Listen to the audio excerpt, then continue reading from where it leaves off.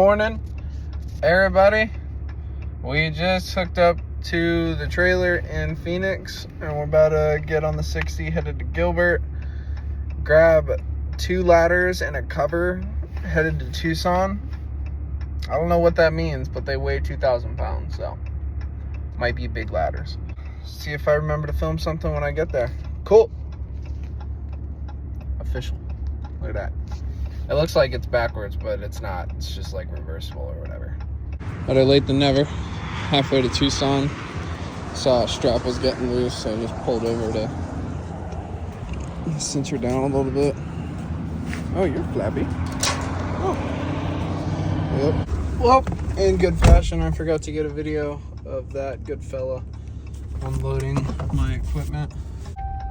God, construction sites. They're brutal. I went in the wrong way, knowing that now.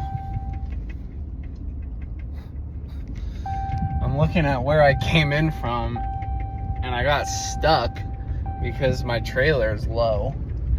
And I had to put it wasn't moving, so I put it in 4-wheel drive. Thank God my tires are still in good shape. Kind of a blind corner coming out of this fucking construction site. You always want the back of your trailer to try and hit at an angle so you don't scrape those fucking clips. Well, I got emptied of the ladder and pretty much building construction materials. And then I was about to hit the 10, headed back to Phoenix, and then a dispatcher who's got me some stuff before messaged, "Are you in Tucson?" And I said, "Yes." He said, "Do you want to pick up fences and take them back to Phoenix for X amount?" Somebody just flashed high beams, which usually means state trooper up ahead. I don't see one. Maybe it's after this next curve. We got loaded with fences to take back to Phoenix. It was driver assisted, so we bumped that rate up a little bit. But pretty much, they just gave me an address and it said a Discount Tire, and I was like, okay, cool. And I get to the Discount Tire and I ask, "Hey man, it's just an employee." I was like, "Do you know anything about some fences going back down to Phoenix?" And he said, "Not personally, but there's some stuff back in the corner back there." And it was in the back of their parking lot while they're working at like 9 o'clock on a Thursday. So they're busy, and I go in there with my 30-foot trailer, and I'm like, "Okay, excuse me." And then sure enough, I see like a job site Connex in the back of the parking lot, and then there's 8 pieces of fencing right behind it. And then on my VOL, it said 8 pieces of fencing. And then at the same time, the main brokerage who assigned this, Core Logistics, called me. They're like, "Hey man, just want to touch base." They're like, "How long until you're at the drop or at the pickup?" And I was like, "I'm literally in the parking lot now. I'm just trying to find the material." The employee says he's not sure. And he's like, "Oh yeah man, I'm sorry about that. If you go in the back corner, there's a construction box, and then you'll see pieces of fence laying behind it." And I said, "Oh, beautiful."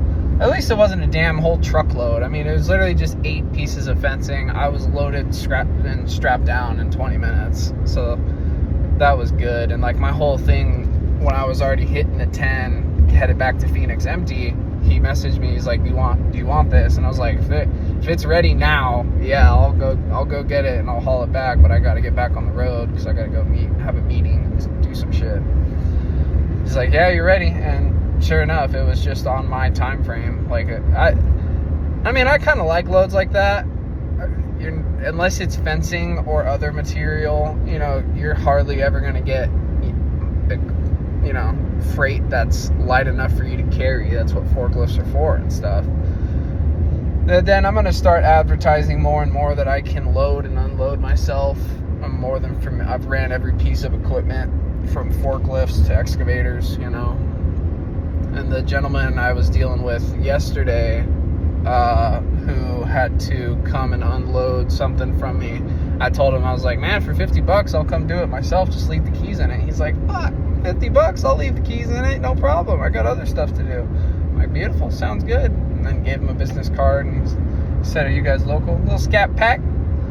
He said, are you local? And I was like, yeah, just live in Peoria. Just give me a call anytime and get my business card. That's just how it goes, man. That's how you get your name out there. That's how you start networking. But we got these fences strapped down. We're just headed down the 10 towards Phoenix, going north. I got a quarter tank, 120 miles left. GPS says it's like 115, but God knows the MPG is lying.